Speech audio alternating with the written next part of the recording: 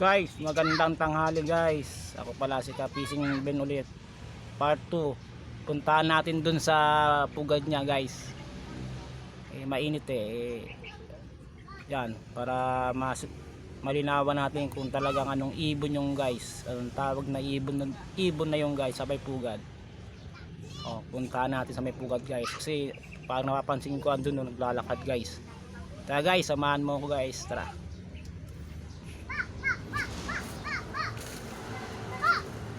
Guys, diba yun yung ibon, yun ang pugad guys. Yan guys, yan guys.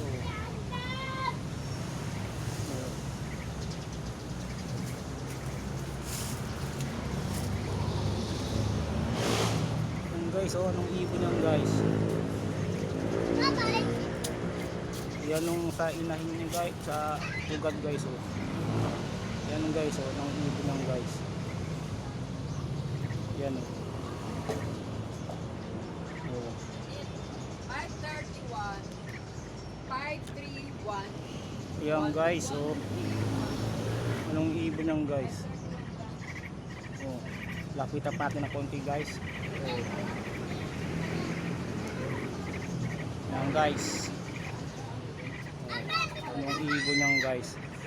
Yun ang pugad niya guys, galing sa pugad. Yun ang pugad niya, lumipad doon, naglakad ng ibon lang gado papunta sa kanya. Yun guys, ang ibon niya guys. Yan guys,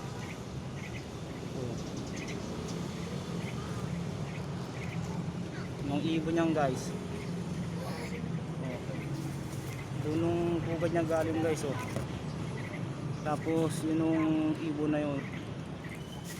Sige guys, comment lang guys kung anong ibon niya guys. Part 2 ni Ka-Fishing Ben.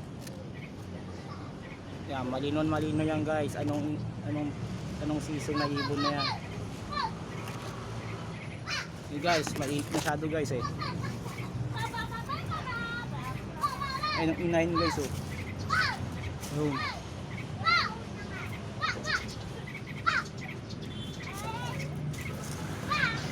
Yun. Ayun guys Yun. So guys, hanggang dito na lang guys.